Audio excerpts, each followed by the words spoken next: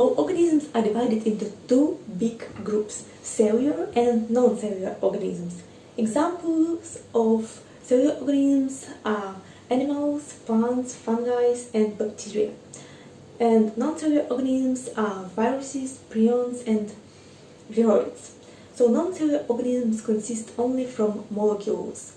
Viruses consist of DNA and protein, prions consist only from protein, and viroids consist from nucleic acids.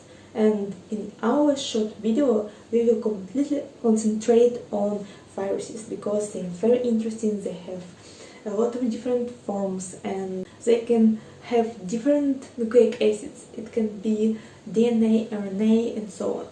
Let's look at the origin of the word virus. From Latin, it means poison. But if we investigate this question a little bit deeper, we will see that the preliminary name of this word is semen. It's a little bit controversial and maybe it's related to the origin of the life, because we can't think about our life without viruses. Viruses, are they vital or not? If we compare viruses and this table, we will see that they have a lot of common features. For example, they can't move, they can't reproduce themselves while they are in this womb, and they don't have metabolism. So maybe viruses are not vital, but when viruses enter our cells, they can make our cells to complete all these tasks. So viruses are parasites, intercellular parasites, and outside of the cells they can't complete all these functions that usually vital organisms have. So it's a very big question, and different scientists and virologists like to discuss and debate on this question: are viruses vital or not? We can say that our planet belongs to viruses. We have a lot of viruses all around us. Viruses represent 3% of mass of ocean, and it's a huge number, and moreover they represent 95% of biodiversity of the ocean.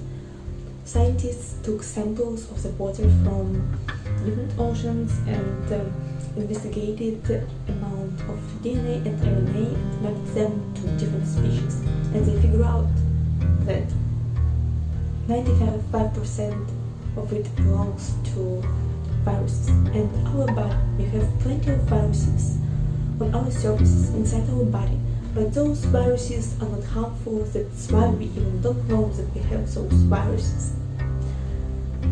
So we have a lot of them. In terms of their structure, they contain DNA or RNA. They contain any forms that we can only imagine. It can be double-stranded RNA or single-stranded RNA. It can be DNA. And this nucleic acid is surrounded with protein capsid. Sometimes viruses have also envelope. And also viruses have special receptors that allow them to find special cells and penetrate our body. After virus invaded inside a cell, it starts reproducing themselves. It changes cell's machinery and it starts reproducing viruses, because virus can't do anything without cells, only inside cells using cells' resources. So the main task of viruses are to penetrate the cell, to change the workflow, to change the cell machinery and start reproduce itself. So we know that viruses might be very harmful for our organisms. They can cause a lot of diseases, for example, measles, AIDS, and so on. But on the other hand, they can impact our life in good directions. They influence on evolution. So let's look on the role of viruses in our evolution. First of all, they can transfer genes not vertical but horizontal. It means that they can ensure transfer genes from one individual to another like that are on the same level, not from parent to child, but for completely different and related species. Also, they can create mutation that can be beneficial for the population. Example can be placenta from in mammals.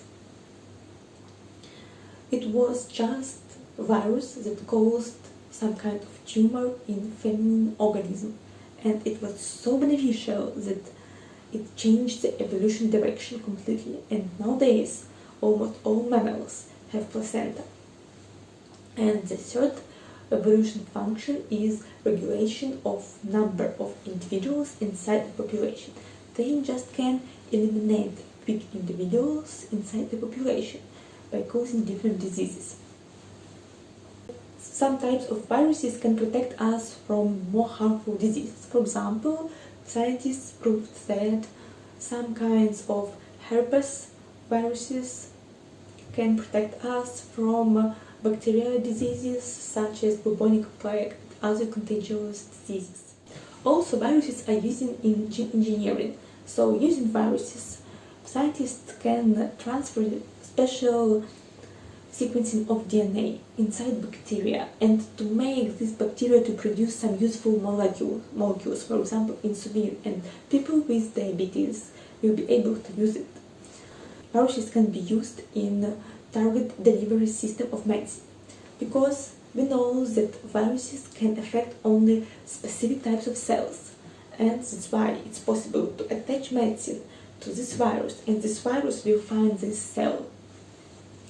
It's very good during treatment of such diseases as cancer, because we can deliver this medicine directly to the tumor. And one interesting question is about cultivating viruses in the lab, because maybe you are wondering how people reproduce viruses in the lab. It's very interesting because they take usual chicken eggs and to put viruses inside chicken embryo, because viruses are intracellular parasites and they can't reproduce without like other things, or they can be reproduced in cell culture.